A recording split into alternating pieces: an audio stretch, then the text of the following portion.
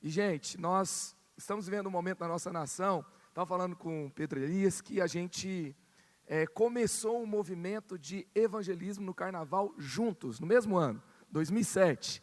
Eu lembro que o Pedro Borel passava em São José, e ele falava: rapaz, domingo eu tenho que sair, porque eu estou fazendo um trabalho muito legal lá, você tem que conhecer. Lá em Londrina, o pessoal vai para a rua, fala de Jesus, e falava do bloco, e falava de como vocês falavam de Jesus aqui, e ele falava: eu só vou para a igreja que nesse período faz esse tipo de ação, e a gente foi incendiado, e eu soube que o carnaval aqui em Londrina acabou, e acabou em São José também, mas eu soube também que voltou, e também voltou em São José.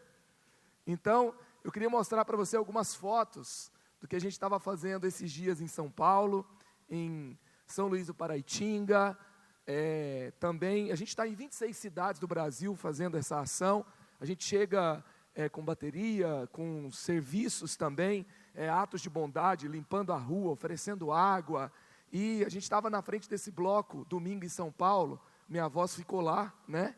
O que restou está aqui agora com vocês, mas, gente, tinha um bloco de 500 mil pessoas nas ruas, pelo menos é o que as notícias falam, deve ter 50, eles falam que tem 500, e aí então, enquanto eles chegavam, todo mundo passava por nós fizemos um paredão na frente do bloco, aí tinha revista atrás de nós, então primeiro tinha a batida dos crentes, né, que a gente chegava lá e falava de Jesus, e a gente abençoava todo mundo, e depois eles iam curtir o carnaval com essa informação na cabeça, com esse batismo de amor na vida deles, e a gente teve muitos testemunhos, e eu queria compartilhar um sentimento com você.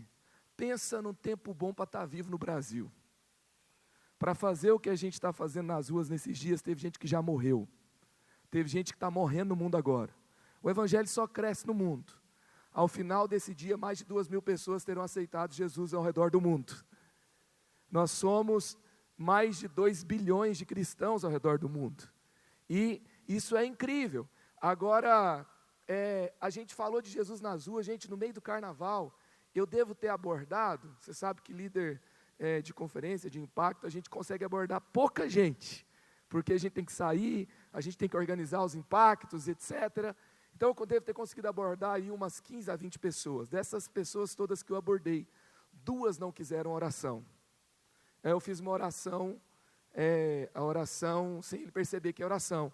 Deus te abençoe, Deus abençoe sua saúde, que você tenha uma experiência com Deus. Já estou orando pela pessoa, entendeu? Mas 2 pessoas apenas não quiseram, todas as outras aceitaram oração. O povo no meio da rua, no meio do carnaval, está se convertendo no Brasil. Então, estava falando aqui com o pastor Pedro Elias, que a gente, em 2021, a gente está se reunindo várias igrejas, cada um faz sua conferência, cada um faz seu movimento, se tiver algum movimento tendo seus convidados, legal, faz sua programação própria, com seu nome. Lá em São José é leve, aqui é geração livre, mas a igreja é de Jesus, amém? E aí no domingo e na segunda a gente vai para as ruas com a mesma camiseta. Domingo a gente fala de Jesus, e na segunda-feira a gente enche a cidade de atos de bondade. E à noite a gente faz um culto na praça. Não é uma questão simplesmente de evangelização, mas também de ocupação. Imagina 50 mil crentes nas ruas em 2021. Imagina o que vai acontecer. Então, se você sabia que nessa próxima década, o Brasil terá a maioria de evangélicos? Se continuar do jeito que está, em 6, 7 anos, o número de evangélicos será o maior número entre outros tipos de fé declarados no Brasil. Mas nós não podemos ter um Brasil com maioria evangélica, com carnaval maior, com jovens tendo a segunda causa de morte, suicídio no Brasil, com corrupção varrendo a nação. Então, eu convido você para a gente se posicionar, para viver um verdadeiro avivamento de reforma da nossa sociedade para a glória de Deus. Estamos juntos? Então é isso aí. Então eu queria só compartilhar essas fotos, e também lembrar aqui que a gente se inspirou junto, e o trabalho de vocês aqui também inspirou a nossa nação, e que o mover de Deus continua sobre o Brasil. Eu queria apresentar para você também minha família, que me abençoou para estar aqui com você, Tem a foto aí no slide da minha família? Queria colocar aí no telão. A Mari. Você pode pensar, como é que um cara está com uma mulher bonita dessa? Deus é bom, gente. Deus é o Deus do sobrenatural. Essa é a Mariana, estou casado com ela há 10 anos. E do meu lado direito está o Levi, do meu lado esquerdo está o Samuel. E na barriga dela, com 4 meses, está uma criança que quando nascer eu vou olhar e vou dar um nome para ele. Mais um homem chegando. E está faltando homem no mundo, né? Eu estou dando a minha contribuição. E tem aí, vai ser 3 nomes de filho de crente. Você sabia que no Reino Unido, número 1 de nome de homens no Reino Unido é Mohammed? Os crentes têm que povoar o mundo, gente. Eu estou fazendo a minha parte, você está vendo aí, né? Daqui a pouco tem que comprar uma van, entendeu? Mas vai dar tudo certo. Sendo pai de meninos, eu aprendi algumas coisas. Por exemplo, sendo pai de 2 homens já, eu não preciso assinar canal de luta lá em casa. Eu já vejo tudo ao vivo, entendeu? Eu já vejo assim, ó, joelhada voadora, cotovelada giratória, já vejo tudo ao vivo, sangue escorrendo, você vê tudo na sala de sua casa, entendeu? E assim por diante. É um pouco menos, mas é por aí. E ali então, e o Samuel, eu gosto de ouvir as perguntas do Samuel. Samuel esses dias me perguntou, com 3 anos ele me perguntou, pai, o que controla os humanos? Você consegue me ajudar a responder? Eu pensei, falei assim, gente, o Instagram controla os humanos. Aí ele perguntou, fez outra pergunta, se chover molha a lua? Eu falei para ele que não molha, mas ele disse que molha, ele tem uma tese que comprova que se chover molha a lua. Outro dia ele estava saindo da igreja, tinha um engarrafamento. Melhor lugar para ter engarrafamento no Brasil, na frente da igreja, porque toda a cidade vem e a gente faz estacionamento e dá um jeito, mas não comporta, porque chega mais gente que as nossas estruturas comportam. Que seja assim em todas as igrejas do Brasil. E aí então, está no engarrafamento, ele fala, pai, por que Deus criou o trânsito? Ele está com uma crise apologética, entendeu?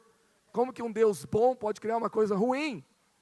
E aí eu falo, filho, não foi Deus que criou o trânsito, foi a gente que criou o trânsito. Aí ele, pai, mas por que Deus criou o trânsito? 2 dias ele perguntou a mesma coisa, 3 dias ele perguntou a mesma coisa, daqui a pouco, no 3º dia, eu expliquei para ele de novo, falou, pai, já sei quem criou o trânsito, foi o diabo que criou o trânsito. Então essa é a minha família, ela não é perfeita, mas eu a amo e morreria por ela. Então, eu louvo a Deus pelo presente que Deus nos deu, de família e igreja, e que nós honremos esse presente, que são 2 instituições divinas sobre a nossa nação. Você está preparado para receber a palavra aí? O tema da palavra que Deus colocou aqui no meu coração foi o extraordinário te aguarda. Eu não gosto de ficar falando para você falar para a pessoa que está do seu lado, mas eu vou fazer só uma vez no começo dessa mensagem. Vira para a pessoa que está do seu lado e fala, o extraordinário te aguarda em Jesus. Agora, pensa sobre isso. Quero ler aqui um texto com você. 2 Pedro, capítulo 1, versículos 3 e 4, diz assim, o seu divino poder nos deu tudo de que necessitamos para a vida e para a piedade, por meio do pleno conhecimento daquele que nos chamou para a sua própria glória e virtude. Dessa maneira, Ele nos deu suas grandiosas e preciosas promessas, para que por elas vocês se tornassem participantes da natureza divina e fugissem da corrupção que há no mundo causada pela cobiça. Então, o texto está nos dizendo, não é que Deus vai nos dar um poder, não é que o seu divino poder no futuro, se você merecer, você vai ter. A palavra de Deus está dizendo, aqueles que estão em Jesus, aos cristãos que Pedro escreve, para nós, ele está dizendo, o seu divino poder já nos deu tudo que necessitamos para a vida, vida plena, vida poderosa em Jesus, vida que manifesta Jesus na terra, para a piedade. Na palavra dunamis, o poder de Deus que foi liberado em Atos, tem ali não somente poder para realizar milagres, mas o poder para viver a piedade, que é o poder da excelência moral, é a vida com caráter. Então, Pedro está dizendo que nós já temos tudo para manifestar os feitos de Cristo sobre a terra. Deus não olhou para ninguém aqui e falou assim, você vai ter um casamento mais ou menos. Você vai ter uma vida enrolada. Deus não patrocina fracasso de ninguém. Deus não olhou para ninguém aqui e falou assim: você vai sofrer com a depressão que você nunca vai conseguir superar. Você vai viver lutando contra o mesmo pecado a vida inteira e nunca vai conseguir se desprender desse pecado. Deus olhou para cada um de nós e nos deu e nos abriu uma vida extraordinária para viver. O extraordinário te aguarda em Jesus. Você foi chamado para essa vida poderosa em Jesus. Mas aí a gente tem um paradoxo aqui. Olha para você ver. Ele pega e vai falar que nós somos participantes da natureza divina, porque nós podemos participar do que Deus é, com sua glória e virtude, mas ele vai falar que ao mesmo tempo a gente vai ter que fugir da corrupção que há no mundo causada pela cobiça. Então, você foi chamado para o extraordinário. Você não só foi chamado, como Deus não é irresponsável.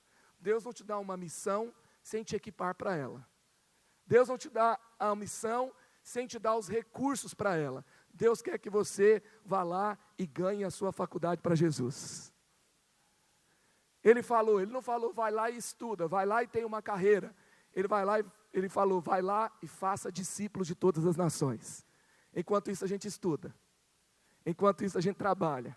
Vai lá e cure os enfermos, vai lá e expulse os demônios. Enquanto isso a gente estuda, trabalha, tem uma carreira, mora numa casa e pertence a uma família nesse mundo.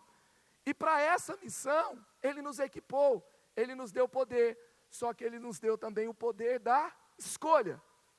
Para você viver o extraordinário, você precisa escolher viver o extraordinário. E aí então, pensando sobre isso, Paulo escreve também, 1 Coríntios 10, 12. Portanto, aquele que pensa que está de pé, é melhor ter cuidado para não cair. As tentações que vocês têm de enfrentar são as mesmas que outros enfrentam, mas Deus cumpre a sua promessa e não deixará que vocês sofram tentações que vocês não têm forças para suportar.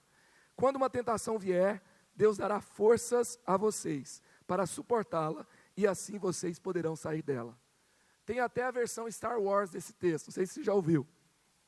É assim, então, agora que você já é um Jedi, cuidado para não ser seduzido pelo lado sombrio da força, que a todos seduz.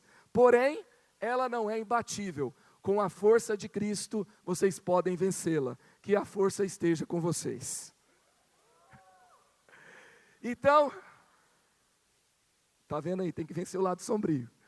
Então você vê, você é chamado para o extraordinário, mas você tem essa luta o tempo todo. Mas tanto Pedro quanto Paulo, eles vão dizer aqui que a queda, ela é uma escolha. Viver abaixo do extraordinário é uma escolha, não é um chamado. É uma escolha que você pode ter, assim como você pode ter de viver o extraordinário. E pensando sobre isso, gente, por exemplo, sobre escolhas, eu tenho andado conhecendo o Ministério de Jovens no Brasil, eu tenho descoberto o seguinte, que a juventude, ela ou será o maior problema, ou será a maior força de uma igreja. Pelo jeito aqui eu já percebi o que você decidiu fazer. Você decidiu ser uma das maiores forças dessa igreja, e da igreja que você faz parte. Amém? Eu me lembro, hoje na nossa igreja, a nossa juventude se tornou uma das maiores forças da igreja. Mas por muito tempo, ela se tornou um dos grandes problemas da igreja. Você lembra do falecido Orkut? Orkut, não, você não lembra. Quantos lembram do falecido Orkut aqui? Ah, você lembra, tem mais gente mais velha como eu. Aí, na minha igreja tinha uma comunidade no Orkut, uma época, tá? Junto com a morte do Orkut, morreu essa comunidade também, mas para falar mal do pastor. Chamava Pérolas do Púlpito. Se o pastor errasse uma concordância no púlpito, eles botavam lá na segunda-feira na comunidade. E daquele jeito que jovem sabe fazer. Sarcasticamente, sem dar nomes, e todo mundo sabe do que está sendo falado. Isso se tornou um problema. Isso gente, quando a juventude se reúne para fazer alguma coisa, se for boa, tem poder para ser boa com força, poderosamente. E se for ruim, tem poder de machucar muito. Tem poder diferir muito. O novo carnaval do Brasil é o carnaval das redes sociais, é o carnaval da mobilização orgânica, é o carnaval das mobilizações dos influencers. E eles então juntam as pessoas. Aquele carnaval que a gente estava fazendo evangelismo foi o carnaval que o Dani Alves organizou em São Paulo. Ele pegou a rede social dele, ele pagou para o seu Jorge fazer uma música para o bloco dele, e ele chamou a galera, e a galera foi com força. Então, isso é o que nós temos poder para fazer. Você tem poder para fazer coisas boas, e você tem poder para fazer coisas ruins. Pensando sobre isso, me lembra a saga dos vilões e dos heróis. Quantos gostam de assistir filme de super-herói aqui? Eu me lembro, por exemplo, que eu não conhecia o Homem-Formiga. E aí alguém me falou assim, vai sair o filme do Homem-Formiga. Eu falei, Homem-Formiga? Tá bom, vamos assistir. Eu assisti e gostei do filme do Homem-Formiga. E aí então, a saga dos heróis, essa saga, ela representa muito as nossas escolhas e também os potenciais que nós carregamos. Eu queria trabalhar aqui com você, por exemplo, alguns vilões. O Magneto do X-Men, por exemplo. Você tem aí o Magneto. O Magneto, ele é um mutante, assim como o professor Xavier também é um mutante. Magneto, ele é o vilão. O professor Xavier, ele é o herói. E é interessante quando você observa a saga de cada um, o que diferencia o vilão do herói é a forma que eles processam suas dores e as suas tentações. Porque você vê o Magneto, ele teve a sua família perseguida e morta, ele foi injustiçado pela sociedade, ele correu riscos, porque ele foi perseguido pela sociedade, ele teve que se defender, ele teve que lutar contra essa injustiça, e aí ele define um lado. Qual que é o lado dele? A gente mata os humanos e o mundo se torna mais justo. A gente assume o poder.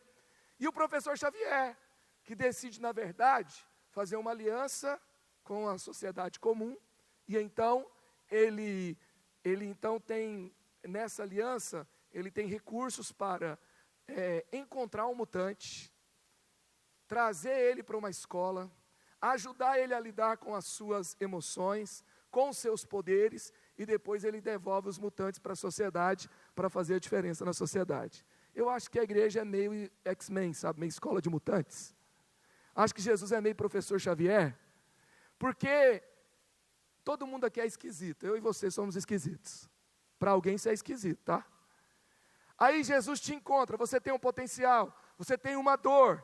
Aí Ele traz você para uma escola chamada Geração Livre, igreja.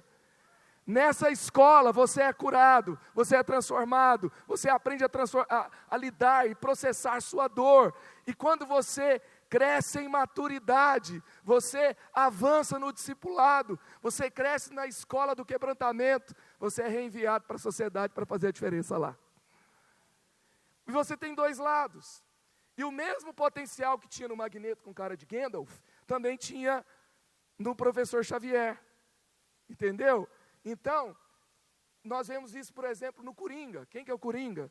O Coringa, olha que cara bonito. Tem pessoal que sai com batom vermelho desse jeito por aí, ó.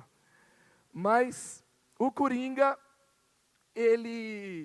o arqui-inimigo do Batman, ele tem uma dura crítica à sociedade. A sociedade é injusta. A sociedade, ela não tem igual valor com as pessoas. E aí, então, ele tem a velha crítica ao sistema. E aí, então, com a sua crítica ao sistema, com a sua crítica à sociedade, ele fica cético com relação às boas virtudes, à transformação da sociedade. E aí ele se torna uma pessoa que gratuitamente começa a fazer o mal. Ele faz o mal por fazer. Por quê? Porque ele se tornou uma pessoa cética. Eu não sei se você consegue perceber, mas isso tem acontecido com muitas pessoas comuns também, que não estão na saga dos vilões e heróis. O Coringa, eu vejo o Coringa naquelas pessoas que precisam criticar tudo sem propor nada no lugar. As pessoas que sempre têm uma crítica, sempre têm uma revolta, mas nunca traz uma proposta de solução. E aí ele acha que ele vai ser um revolucionário, mas ele só consegue ser um revoltado na internet. E aí daqui a pouco ele se torna um cético com relação à igreja. E daqui a pouco ele fala, eu fui ferido pela igreja. Se você foi ferido pela igreja, a sua expectativa estava na pessoa errada. Porque Jesus não falou que a igreja seria perfeita. Jesus falou que estaria nela. Jesus falou que ela seria sua noiva. Jesus não falou que ela seria perfeita. Eu estou na igreja, você está, como é que ela vai ser perfeita? Então, se nós formos criticar e mudar de igreja, toda vez que a gente vê uma coisa errada, a gente vai terminar um coringa cético. E sabe o que o coringa se torna? Ele se torna um elogio, um reforço ao sistema que ele criticava. E muitas vezes isso tem acontecido na juventude. Isso tem acontecido na nova geração. Outro vilão, nós temos também o Darth Vader. Olha o Darth Vader. Tem gente que se emociona só de ver essa imagem. E aí o Darth Vader, o que acontece com o Darth Vader? Tem gente que nem concorda que ele é um vilão. Mas vamos lá. O Darth Vader, como que é a construção desse personagem? Ele se torna discípulo do Obi-Wan Kenobi, ele é um menino meio que abandonado, e ele é o discípulo rebelde dele. Daqui a pouco ele descobre que ele tem, a força é muito poderosa nele, ele é preparado para ser um Jedi de altíssimo nível, e aí ele se envolve com a Padmé, que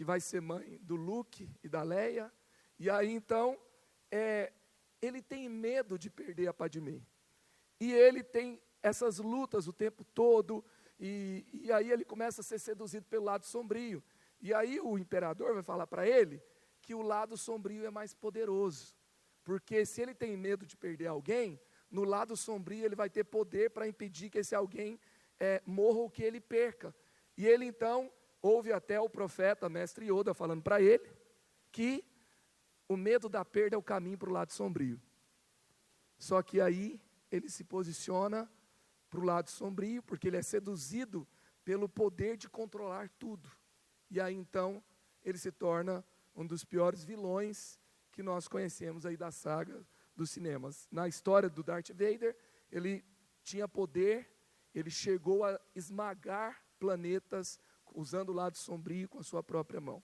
E aí então, o que nós vemos no Darth Vader? Quem que foi Satanás, gente? Satanás tinha alguma coisa faltando para ele, será? Satanás, ele sofreu a síndrome de número 1. Ele precisava ser o número 1, para quê? Para controlar tudo. E aí, o que acontece? Quando nós queremos ter o controle de tudo, quando nós não queremos nos submeter a mais ninguém, e tudo está debaixo do meu domínio, aí nasce outro vilão dentro de nós. Deixa eu te dizer uma coisa, coragem é a sua parte, controle é a parte de Deus.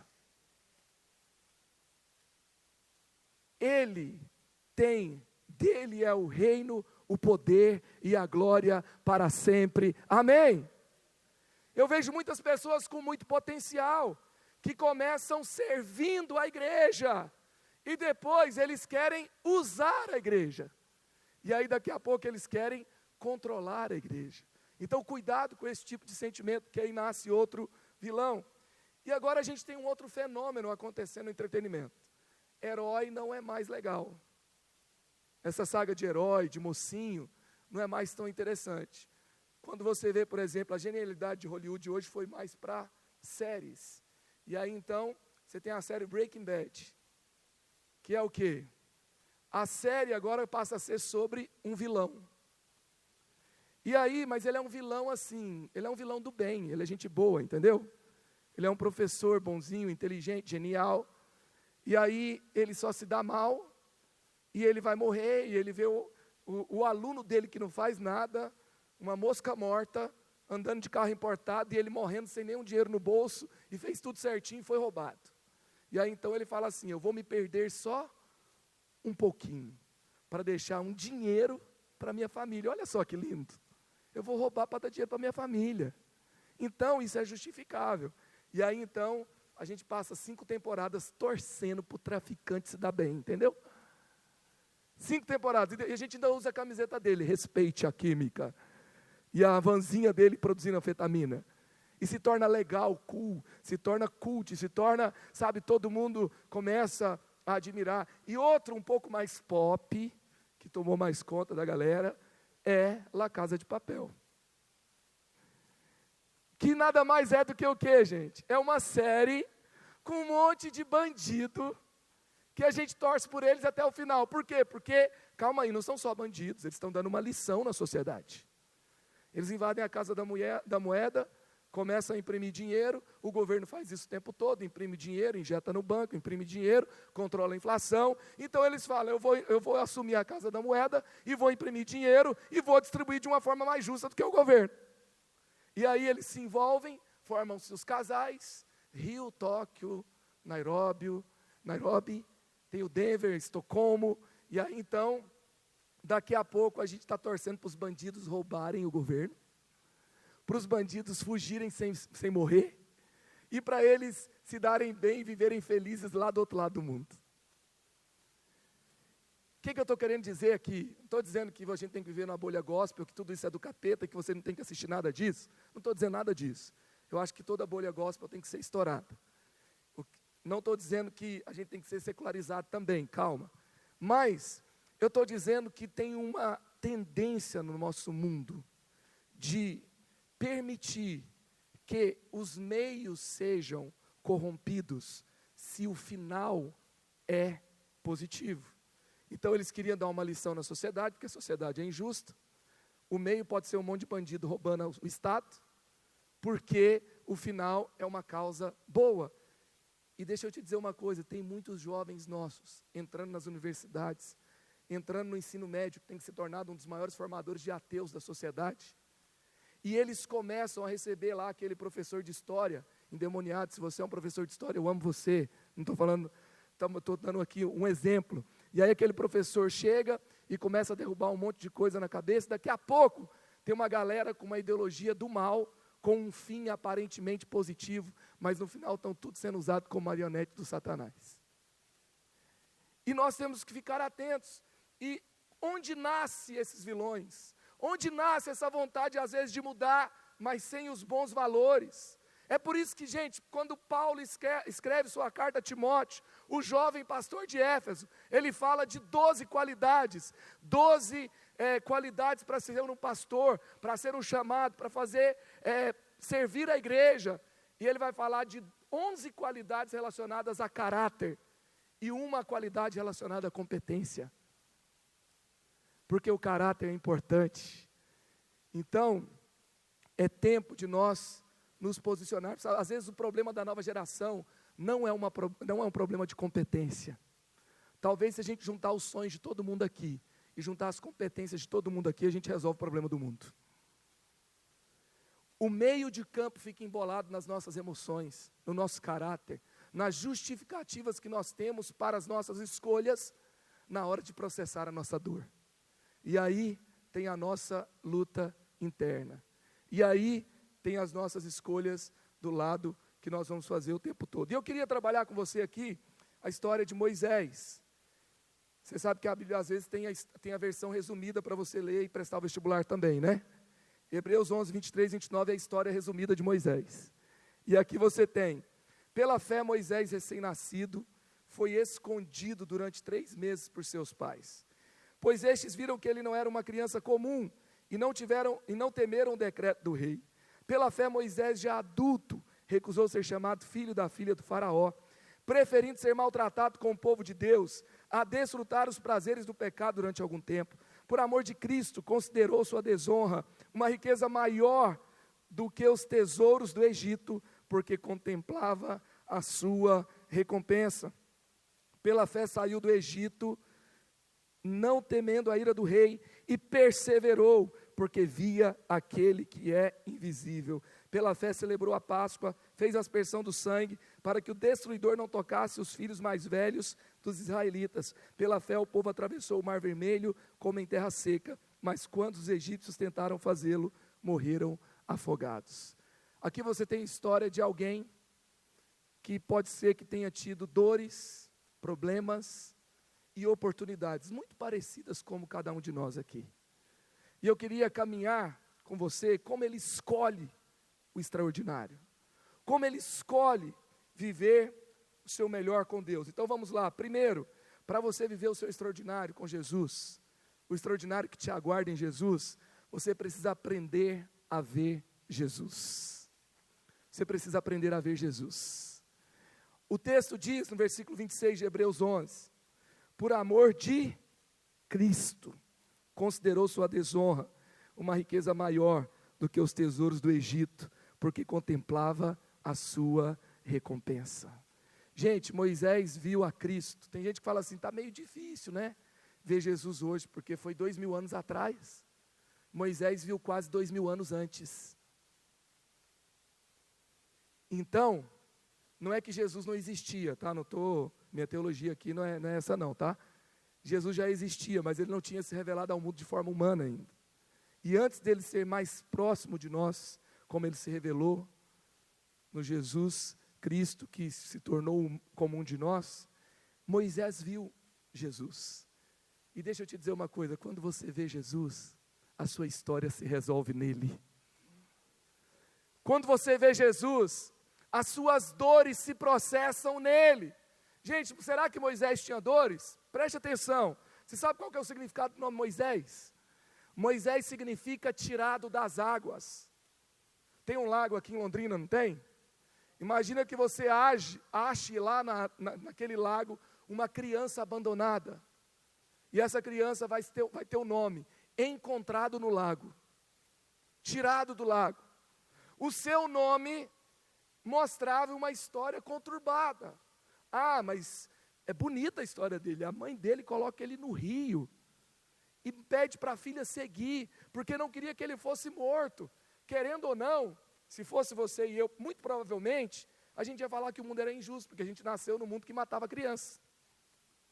E aí então, aliás, nós estamos no mundo que mata criança, porque o Estado de Nova York acabou de decretar, no começo desse ano, que pode abortar uma criança muito próxima ao seu dia de nascimento.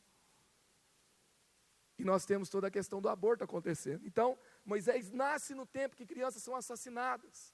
E aí então, ele não pode viver com a sua mãe. Ele é encontrado por uma princesa egípcia. Ele vive num palácio, mas mesmo com toda a grana, mesmo com tudo que ele tinha de aparato, numa nação mais poderosa da terra, sendo príncipe lá, ele não estava bem, porque ele ia entre os hebreus, ele via o seu povo sofrendo, ele era hebreu, mas com roupa de egípcio, ele tinha tudo, mas não tinha nada. E quando que essa história se resolve? Porque ele entra em crise, ele mata alguém, ele tem que fugir do Egito. Por quê? Porque ele estava num colapso interno. E ele tinha uma vontade de mudar o mundo. E na sua vontade de mudar o mundo, ele poderia ser um vilão, ou ele poderia ser alguém para realizar o extraordinário nesse mundo com Jesus. E aí, ele encontra Jesus. E quando ele encontra Jesus, gente, não tem nada que a presença de Jesus não possa curar. Tem gente que fala assim, mas eu não tive aquela oportunidade, alguém não me ligou, comentou a foto do outro, não comentou a minha, você está ligando para like, nem o Instagram liga mais para like, e aí você está, sabe, aquele negócio, toda aquela crise. Deixa eu te dizer uma coisa, o Deus criador do universo, Jesus, que estava lá na criação com Deus, Ele deixou a sua forma divina, como está lá em Filipenses 2, e Ele se tornou um de nós, e Ele se submeteu a nascer como um de nós. Imagina Jesus nascendo, um bebê chorando, peladinho, tendo que aprender a falar. Imagina o rei do universo aprendendo a falar. Imagina o rei do universo engateando, caindo, tropeçando, ralando o joelho. Imagina o rei do universo sendo rejeitado pelos seus irmãos, porque tem um momento que os irmãos de Jesus falam assim, Jesus, vai lá para Jerusalém fazer esses milagres, porque quem que é conhecido não fica aqui na roça fazendo milagre, não. E aí o texto vai dizer, porque nem os seus irmãos criam nele. E aí então, ele se submeteu a ser rejeitado por seres humanos que ele criou. E ele se submeteu a uma morte dolorosa, a morte de cruz, e ele enfrentou um dos maiores medos do ser humano, que é o medo da morte. E ele foi até o inferno, ele ressuscitou, ele está vivo, ele voltará, e ele fez isso, não é para te visitar e te dar um like de vez em quando, mas é para habitar dentro de você, para te ligar de volta com o seu Pai. Então, para vivermos o extraordinário com Jesus primeiro, comece a ver Jesus na sua história como você não viu antes ainda. Sabe, às vezes nós estamos insatisfeitos, criticando um monte de coisa. Nós temos que encontrar nossa satisfação em Jesus. Se Ele não te satisfaz, nada vai te satisfazer nesse mundo. Então, quando nós vemos Jesus, nós paramos de ficar encontrando culpados. Nós paramos de ser o crítico da história. E nós passamos a assumir a nossa história com Ele. Segunda coisa que nós precisamos para viver o extraordinário, nós precisamos aprender a nos ver. Você precisa aprender a se ver. Olha o que Moisés, olha o que vai ser dito sobre Moisés. Pela fé, Moisés, já adulto, recusou ser chamado filho da filha do faraó. Por que Moisés se recusou ser chamado de filho da filha de faraó? Porque Moisés, gente, era filho da Joquebede. Ele era irmão do Arão, irmão da Miriam. E eles usavam aquele tanto de roupa lá de príncipe do Egito. Se fosse hoje, sabe aquele jogador de futebol que você segue? Você custa fazer 20 anos, comprar parcelado até a volta de Jesus, aquele carro pé de boi sem ar-condicionado. Aí você entra lá, o cara está entrando dentro de uma Lamborghini. Moisés tinha tudo isso na garagem. Ele tinha o que ele queria. As influencers mais famosas queria, estava na dele lá, entendeu? Só que ele tinha tudo isso, mas ele olhava para si e ele falava, essa não é minha roupa. Esse não é o meu lugar, esse palácio não é meu. Essa não é minha mãe. Esse não é o meu povo. Eu acho que no nosso mundo também tem muita gente usando uma roupa que não é sua.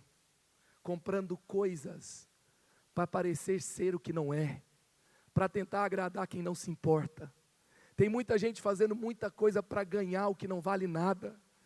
E se perde para ganhar alguma coisa. Quando você começa a ver, na própria Bíblia, você vê Jacó. Jacó, ele ganha algo, a primogenitura. Mas ele se perde, porque ele mente. No nosso mundo está cheio de gente se perdendo para ganhar o que não importa. Então, quando você não se vê adequadamente, quando você não percebe quem você é em Deus, você começa a negociar valores, aí nasce outro vilão. Aí nasce outra pessoa que pode pender para um lado errado da história. Eu me lembro que na escola, imagina assim, falar da minha luta aqui para eu aprender a me ver. Imagina você se chamar Marcos Madaleno no ensino médio. No ensino fundamental.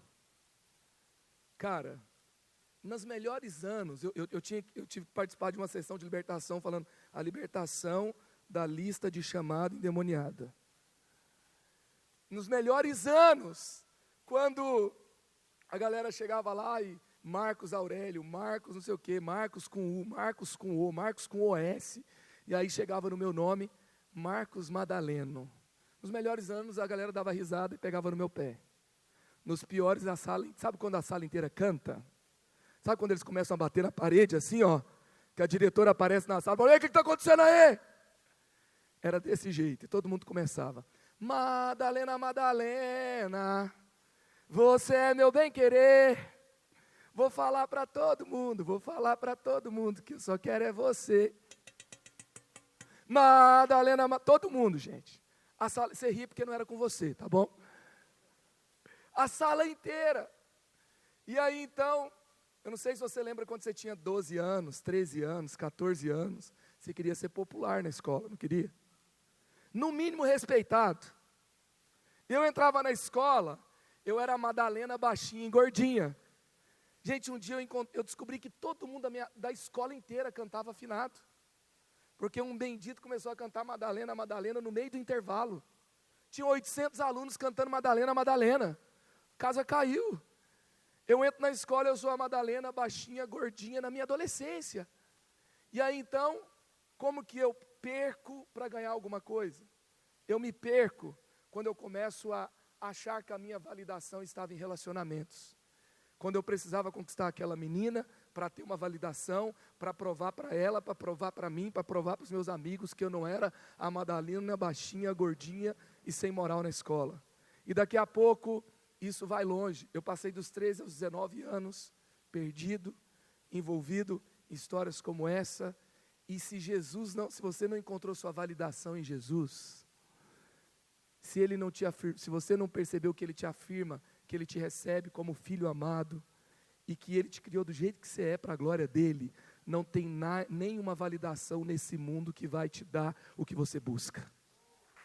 E daqui a pouco, você está acordando mais uma cama de motel, com mais uma pessoa, onde começou tudo bem, onde estava tão legal, mas terminou no mesmo vazio, só que agora ele é pior do que antes. E mais um, e mais outro. E você, ferido, machucado, começa a ferir um monte de gente também. Porque você não descobriu o valor que você tem em Jesus.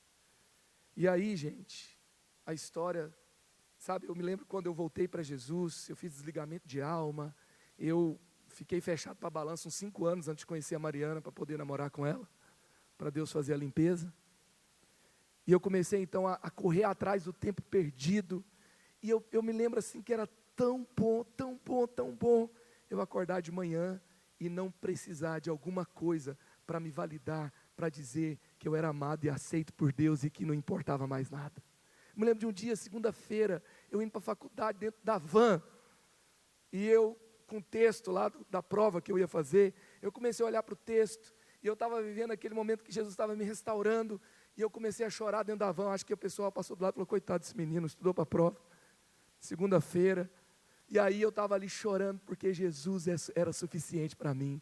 Gente, não tem nada nesse mundo que pague isso, não tem nenhuma experiência nesse mundo que se você pode trocar por essa, sabe? Só que mesmo assim, na nossa caminhada, daqui a pouco vem de novo essa coisa da gente se comparar, da gente querer ser outra pessoa. Eu lembro a primeira vez que eu saí para fazer evangelismo com os meninos lá da igreja. A gente saiu para fazer evangelismo, 60 pessoas na frente da balada, eu ainda aprendendo, eu com eles, e a gente fazendo evangelismo na rua, e todo mundo olhando para ver como é que o pastor ia agir. Eu não queria ser o Madalena, eu queria ser o Todd White naquele dia. Sabe, eu queria chegar, eu não queria ser eu, entendeu? E aí, para melhorar, quando eu vou orar pela primeira pessoa, o cara fala assim: vai orar para o capeta, e fala alto para todo mundo ouvir.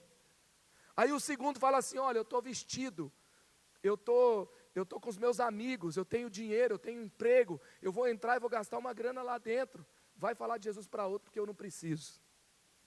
E aí, essa situação, a gente fala de Jesus para algumas pessoas, e eu estou ali tentando, cara, eu acho que eu não posso, eu não nasci para isso. Daqui a pouco eu pergunto o nome do menino, falo: qual que é o seu nome? Ele falou: Zaqueu.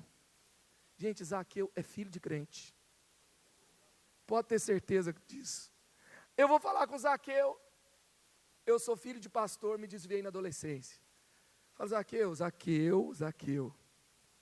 Seu pai é pastor, Zaqueu. Ele olhou para mim assim, com aquele olho desse tamanho. Eu imagino, Zaqueu, você na lista de chamada da escola: Zaqueu, como Zaqueu. Tem um amigo meu que fala assim, o Luizinho, ele fala assim que quando Jesus viu Zaqueu na árvore, a primeira coisa que ele falou foi assim: Zaqueu, desce depressa, porque senão daqui a pouco lá na frente alguém vai fazer uma música que nunca mais vai desgrudar da nossa cabeça.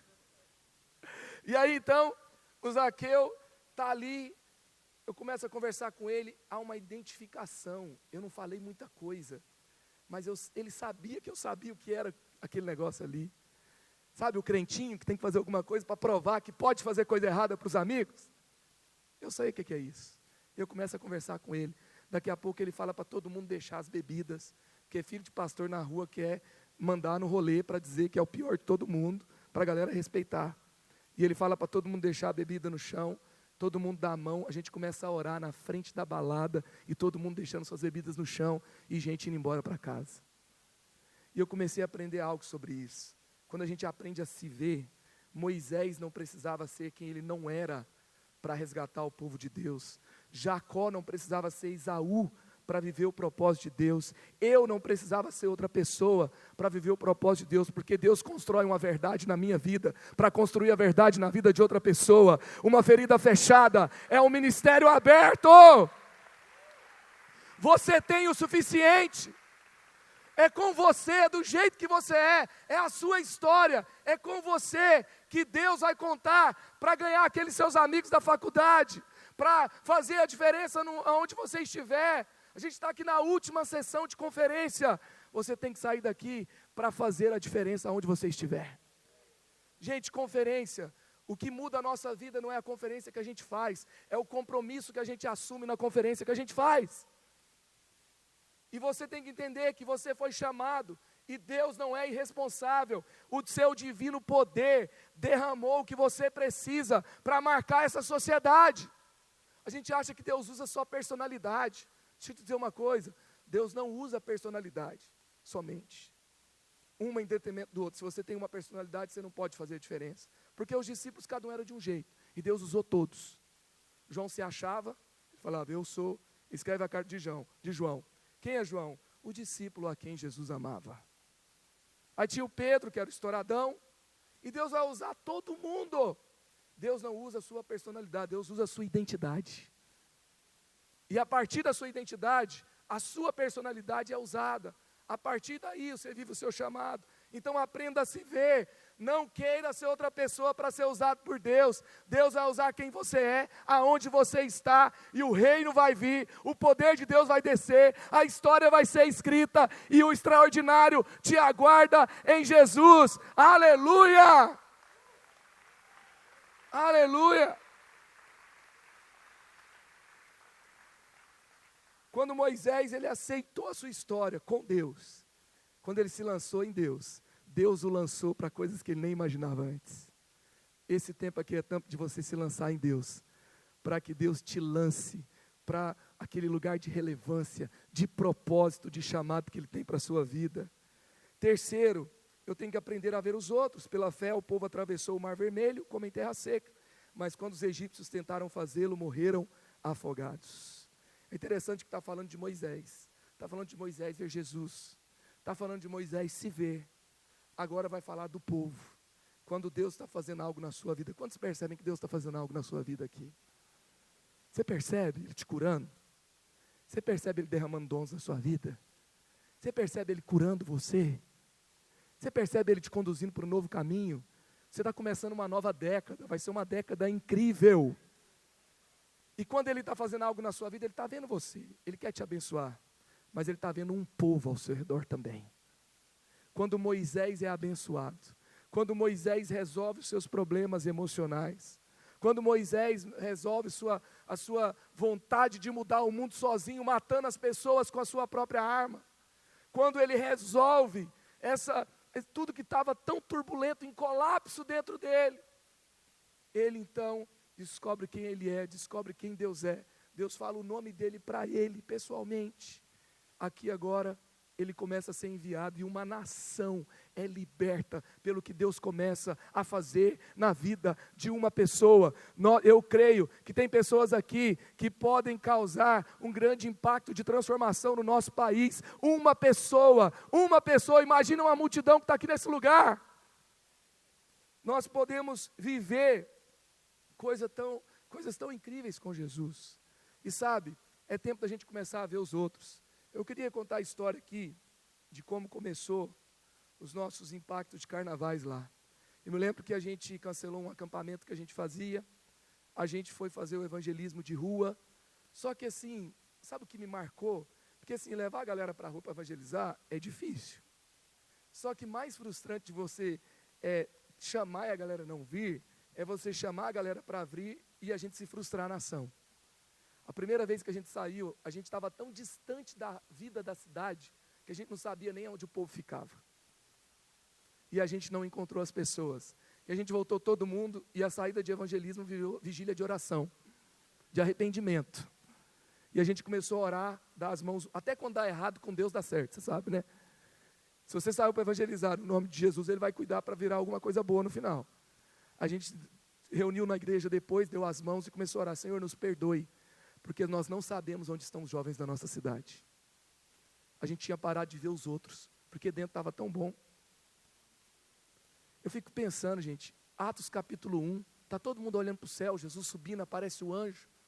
Depois que Jesus desaparece, está todo mundo olhando para o céu. Sabe o que o anjo fala? Fala: israelitas, por que vocês estão parados olhando para o céu? Vão para Jerusalém. Quando a gente está olhando mesmo para Jesus, tem a hora que ele fala: vai lá e vai viver o seu propósito, o seu chamado. Eu estou aqui me manifestando a você, mas você não sabe o que vai acontecer quando você for lá. É lá que vai vir o poder de Deus. Sabe, os discípulos andaram 3 anos com Jesus, mas eles ficaram surpresos com o poder de Deus que se manifestava por meio deles, quando eles foram cumprir o chamado deles.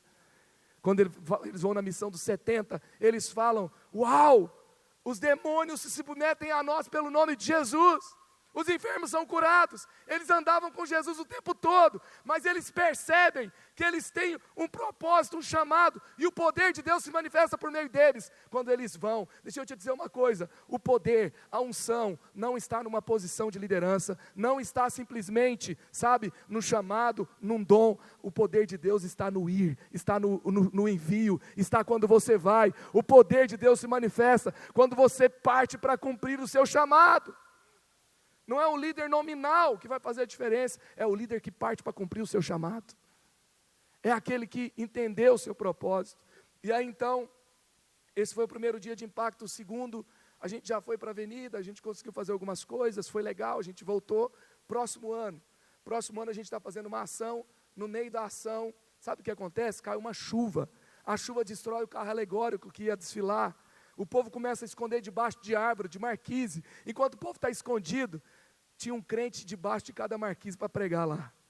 E aí eles falam: assim como tem essa marquise aqui, que nos cobre, você precisa encontrar uma cobertura para a sua vida. E aí o povo começa a pregar lá, debaixo das marquises, debaixo das árvores. Quando volta, todo mundo empolgado. Se você tiver um monte de crente assim, meio desanimado, leva para o evangelismo, você vê como é que eles voltam depois. Aí eles voltam todo mundo empolgado, e a gente pega e começa a cantar aquela música do Pedro Borel, que eu acho que vocês conhecem. Não precisa de drogas para cantar, não precisa de álcool para dançar. A paz que a gente traz nos leva a afirmar: liberdade só Jesus pode te dar. E a gente canta de fora a fora na avenida. Todo mundo volta e começa a ver o nosso bloco. O carro está sendo consertado lá atrás. Quando termina, aquela galera se ajoelha na frente da prefeitura e todo mundo começa a orar: Senhor, abençoa a nossa cidade, Senhor, abençoa o prefeito, os vereadores. A gente estava em frente à prefeitura, a gente começou a orar: abençoa a educação da nossa cidade, os nossos jovens, os nossos adolescentes. E a gente reivindica a chave que foi entregue nas mãos de Rei Momo, e a gente fala: essa chave não está na mão de Rei Momo nenhum, está na mão de Jesus. E a gente pega e se levanta. Quando eu me levanto, atrás de mim uma pessoa me chama, eu viro, tem uma pessoa com o microfone da Globo e outro com o microfone da Band. E eles me perguntam: crente no carnaval? O que vocês estão fazendo aqui? Vocês querem acabar com o carnaval? É um protesto? Eu não podia responder que eu não queria acabar com o carnaval. Mas eu respondi: olha, nós viemos falar de uma festa que não dura só 4 dias.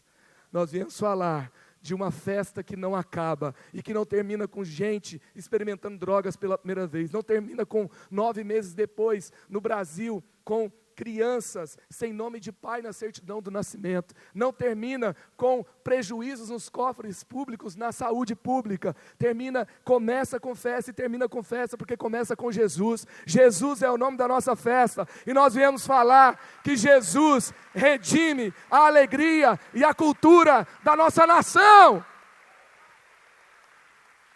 E aí a gente pôde falar de Jesus, voltar para a igreja. Teve gente que saiu da avenida, foi para a igreja, está lá até hoje, liderando e vivendo o seu chamado.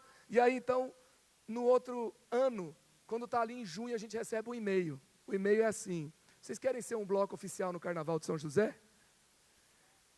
Aí eu falei: acho que não, né? Levei para o meu pastor. Aí o pastor: vamos orar, daqui a pouco ele vem.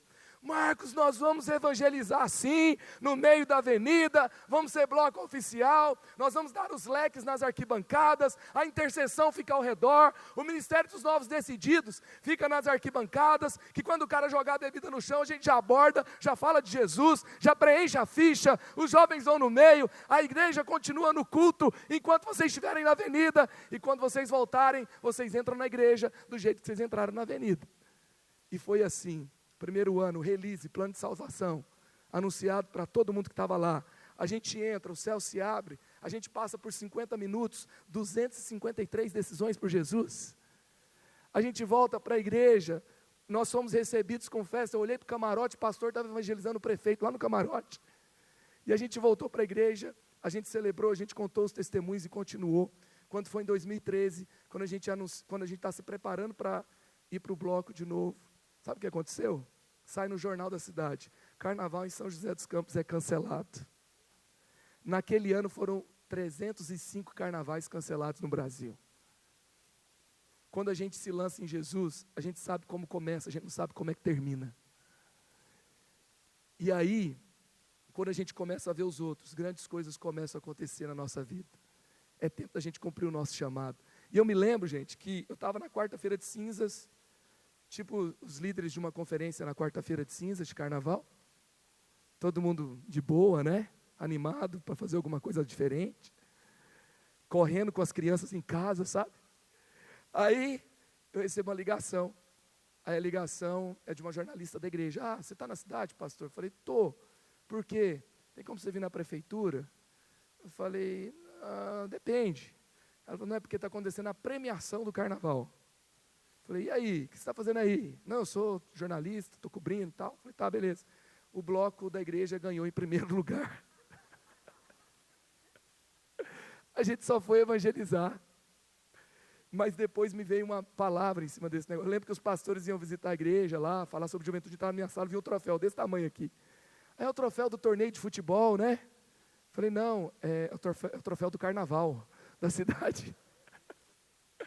E aí, eu me lembro que Deus me trouxe um texto à mente. E o texto foi: aonde nós pisarmos a planta dos nossos pés, o Senhor vai nos dar como herança. Gente, tem lugar da sociedade que a gente não conquistou porque a gente não pisou lá. Porque a gente achou que é de Satanás. Porque a gente declarou que era profano.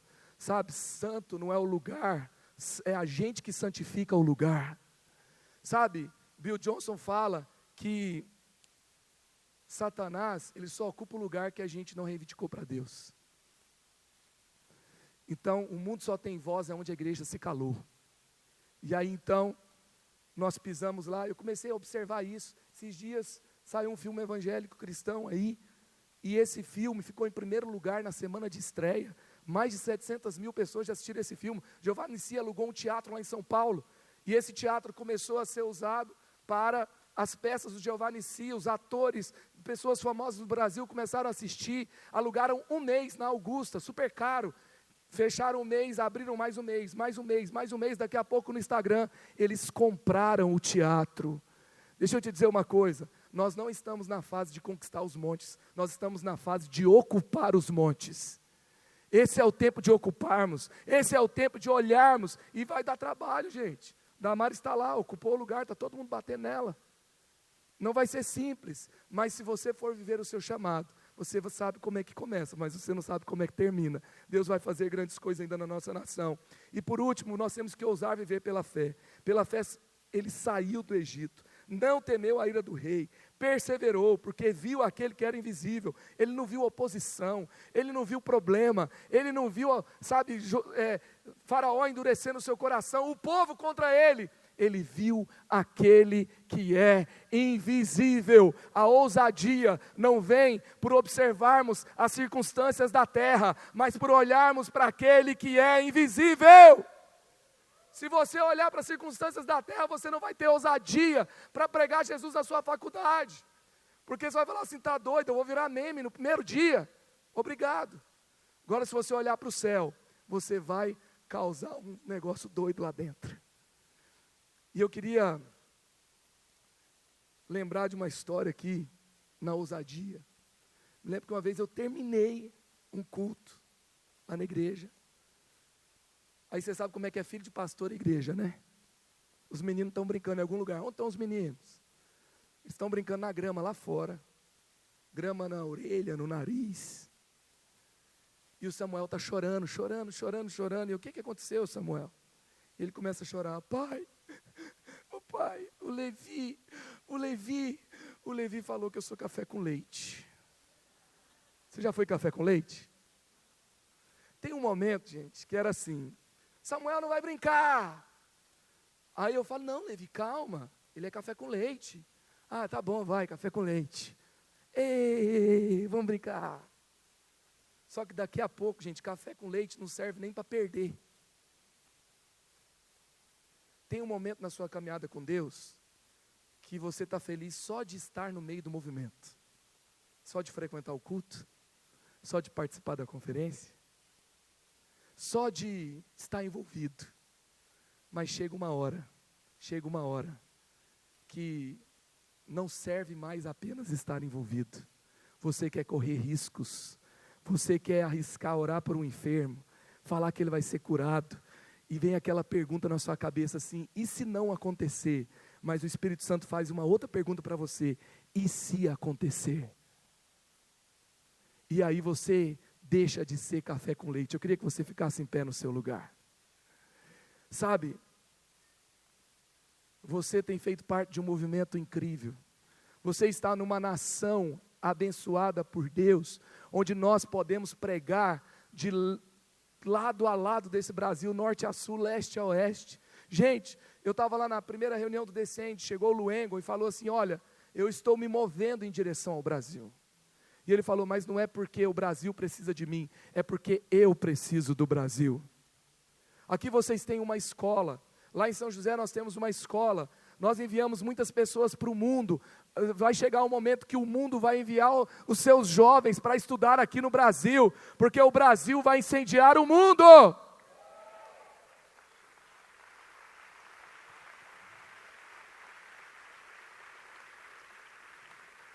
Paulinho, eu recebi lá agora 70 alunos da Bethel, pastores da Bethel, e eles estavam na semana do Descende na nossa igreja, e eles reuniram todos os nossos jovens, e nós começamos a cantar canções brasileiras, canções que Deus deu para a nossa igreja, canções que Deus deu para a nossa nação, e a gente começou a ministrá-los. Daqui a pouco, um menino se levanta, um dos líderes da sala, uma pastora se levanta lá da sala, e começa a falar assim, ei Brasil, as músicas de vocês não são menos ungidas do que as músicas da Bethel Music. E falou, cante as suas músicas, porque se vocês não cantarem as suas músicas, vocês estarão roubando a glória que Deus colocou sobre as músicas do Brasil.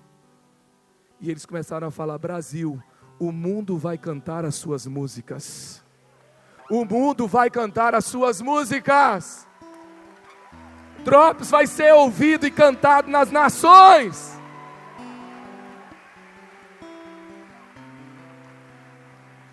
Mas para isso a gente vai ter que ousar. Vai ter que investir recurso, vai ter que fazer algumas coisas que talvez primeiro não vai dar certo, mas depois Deus vai colocar a mão e vai abençoar. A gente vai precisar se arriscar. Sabe, a Bíblia fala sobre uma grande colheita final, sobre o avivamento dos últimos dias, e fala que no avivamento dos últimos dias, sabe o que aconteceria?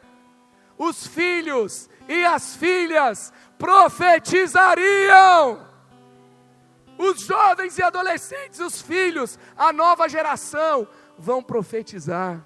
Só que para profetizar você tem que ousar, você tem que liberar a palavra. Nós estamos numa nação estratégica, num momento estratégico do mundo. O grande avivamento, a colheita final, João viu, não foi um punhadinho de gente, João viu uma multidão incontável de pessoas. O Brasil ainda é o terceiro a enviar missionários no mundo. Em segundo está a Coreia do Sul. Em primeiro está os Estados Unidos. Luengo falou, não tem um avivamento acontecendo nos Estados Unidos. Na Coreia do Sul os acampamentos de oração estão se tornando museu. Está acontecendo um avivamento no Brasil. O Brasil precisa ser o celeiro do mundo. O Brasil precisa ser o celeiro do mundo. É hora de nos prepararmos. É hora de nos lançarmos em Deus, para que Ele nos lance nos lugares estratégicos que Ele tem para nós. No mundo hoje tem 7 bilhões de pessoas vivas. É a maior geração que já viveu. Está na hora de vivermos a grande colheita final. Vamos orar. Se você quer se lançar em Deus, se você quer dar esse passo de ousadia em fé, levanta suas mãos no seu lugar. Nós vamos orar, nós vamos declarar o que Deus vai trazer para a sua vida, o que Deus vai trazer no lugar onde você está. É tempo de nos lançarmos nele como nunca antes. Senhor, eu oro aqui hoje, Pai. Eu oro, Senhor, por aqueles que vão bater lá na porta do faraó e vão falar, deixa os jovens do Brasil sair daí. Deixa os jovens drogados do mundo sair daí. Senhor, eu oro para aqueles que vão saquear o inferno. Eu oro por aqueles, Pai, que vão se posicionar para viver o seu chamado nesse tempo. Senhor, assim como o Senhor falou para Moisés, aqueles que queriam tirar sua vida já morreram. Pode voltar para o Egito e você vai libertar o meu povo. Senhor, eu quero liberar aqui sobre essa conferência, sobre esse auditório, que aquilo que tentava impedir o cumprimento do chamado do teu povo, já caiu, já morreu. Nós podemos cumprir o nosso chamado, nós podemos nos posicionar, libertar, curar. Senhor, Senhor, Senhor. Senhor, nós temos uma grande oportunidade, e nós não vamos apenas ser um potencial latente, nós não seremos apenas, Pai, uma possibilidade. Em nome de Jesus, nos livra de sermos apenas a possibilidade, nos livra de ser apenas o povo que teve uma janela de oportunidade. Senhor, que o teu avivamento se instaure na nossa nação, que as reformas aconteçam. Deus, eu creio que carnaval vai estar apenas nos livros de história do Brasil. Nossos filhos e netos, para saber o que é carnaval, vão ter que pesquisar no Google no futuro. Senhor, em nome de Jesus, e traz o seu novo, traz a novidade do céu para a terra. Senhor, eu oro aqui hoje, Pai, assim como Moisés teve ousadia, ele podia ser morto por Faraó, mas ele creu que o Senhor estava com ele. E eu quero orar aqui, Pai, declarando o que o Senhor declarou também para o jovem Timóteo, que o Senhor não nos deu espírito do medo, o Senhor não nos deu espírito de covardia. Se o medo é um espírito, se a timidez, a covardia é um espírito, nós repreendemos esse espírito na juventude cristã brasileira, e nós declaramos, Pai, poder, amor, equilíbrio, e Deus, nós viveremos, Senhor, a grande colheita final. E a nossa oração nesse final de conferência, Pai, se o Senhor está fazendo alguma coisa no mundo, conta com a gente, Pai, em nome de Jesus, nós oramos e nos rendemos ao Senhor. Amém, amém, amém, aleluia, aleluia, aleluia, aleluia. Pra te coroar. Vamos lá, erga suas mãos e declare isso. Esse é o meu anseio. Esse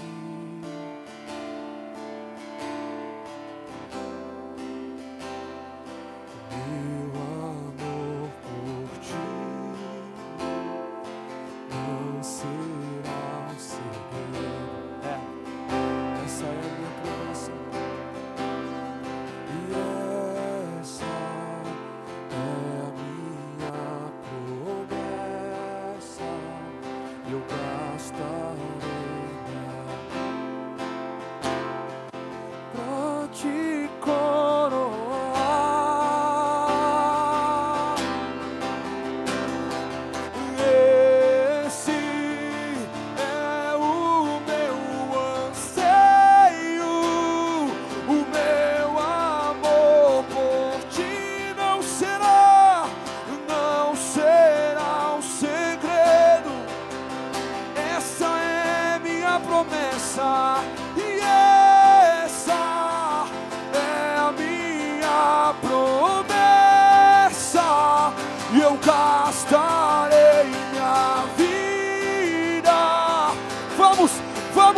Essa é a nossa declaração.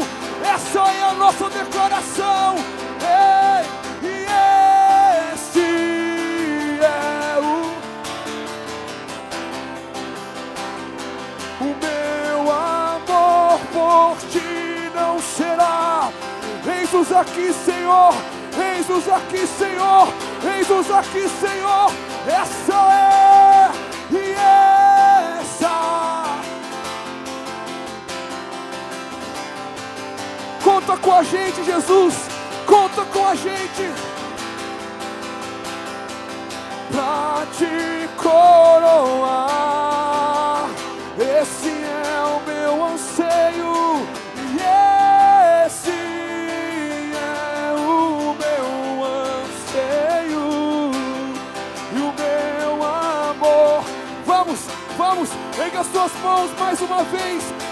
da sua força. Declare: essa é a minha promessa. Sim, Senhor. E essa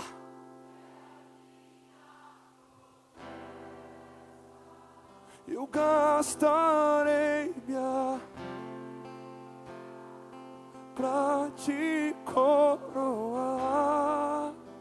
Esse é o meu anseio.